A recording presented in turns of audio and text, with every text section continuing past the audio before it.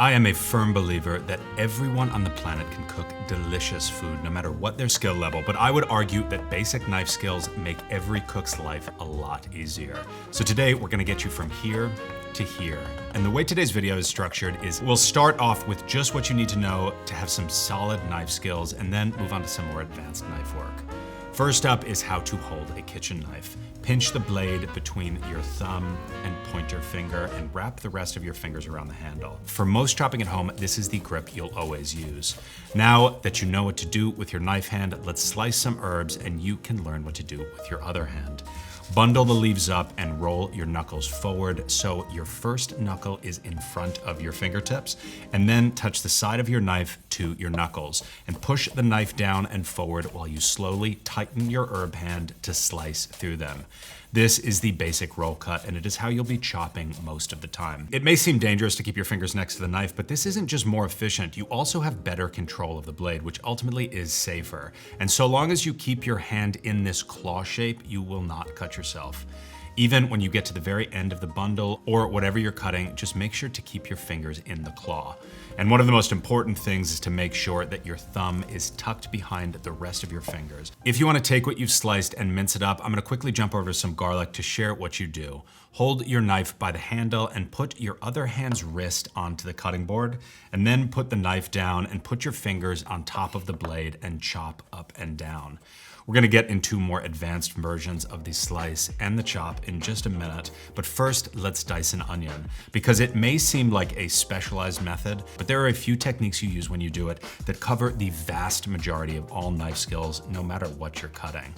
Peel the onion, then cut it in half right through the root, and put the half flat on your board with the root to the left if you're right-handed, or to the right if you're left-handed, and then holding the knife parallel to the cutting board, slice it horizontally, starting from the bottom and working your way up. Then slice it vertically down almost all the way to the root, and finally slice it parallel to the root, and the onion will fall into an even dice. When you're cutting horizontally, if your knife hand is over your cutting board, you'll never be able to cut straight.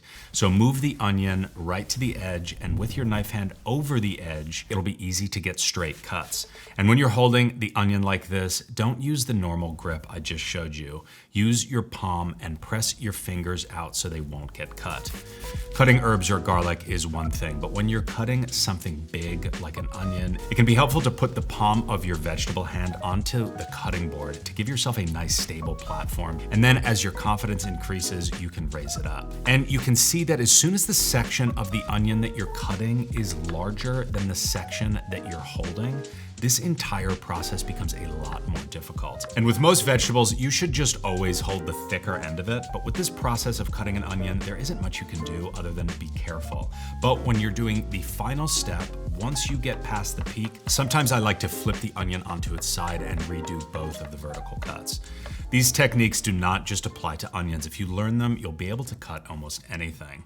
With the other half of the onion, I'll show you my preferred slicing method, which is not to cut through the root. As you can see, as I cut, my finger is slowly tightening and moving backwards to guide the width of the cuts. And once I get over the halfway point, and I'm holding a thinner end of the vegetable that I'm cutting, I'll flip the onion onto its face and finish it up. Next up is a bell pepper, where you'll learn a more standard dice. Cut the top and the bottom off, and then use the floating hand technique to roll the center out. Now cut it into thin strips, and then turn a bundle of them and cut it into a dice. Always feel free to keep your wrist on the cutting board for more stability, and however wide you cut the strips at first is usually how wide you should cut this time, and you can customize the size however you want. Now let's talk about two of the most common mistakes I see people make with a knife. The first, and easily the most important, is contorting your body or arm or wrist to get whatever cut you're looking for. You should be contorting or just moving the thing you're cutting, not your body. The knife should be comfortable in your hand with your wrist in a straight position.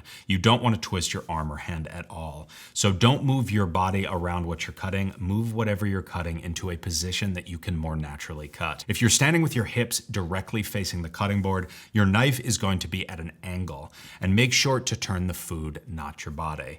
The second mistake I see all the time is when people graduate from the roll cut and start to lift the knife completely off the cutting board. A lot of the time they will cut from their wrist, kind of flopping the knife up and down. You want to be cutting from your elbow and shoulder with your wrist stable no matter what cut you're doing. No matter if you're cutting forwards or backwards, try to cut from further up your arm than your wrist. You'll see this all the time when people are cutting mushrooms because they fall apart easy, but it's more efficient and safer to use more of your arm. One of the best ways to practice good knife form is to slice backwards, where you hold your knife in the same way, but instead of pushing down and forwards, you pull backwards and down. This technique can help develop a lot of skills, and it also works nicely. The final technique is how to mince like a pro, and this is a surprisingly easy skill if you know the right things. First, let's quickly revisit how you should hold your knife. Every kitchen knife has a balance point. You can find yours by pinching the top of the blade near the handle. And if the knife tip falls down, move your fingers up the blade. And if it falls handle down, move your fingers back until when you're holding with just 2 fingers, it is balanced. Every knife style, size, or brand is going to be slightly different, but once you find the balance point, this is where you should pinch it no matter what technique you're using. But if you want to mince like this, you have to hold it at the balance point. Then float your other hand above the cutting board and tap down and up with your knife hand. You can start slowly and close to the board and then move upwards and faster. Give it a shot. I think you'll find it surprisingly easy to master. But anyway, that is all for me on this one. Thank you for watching, and I will see you soon.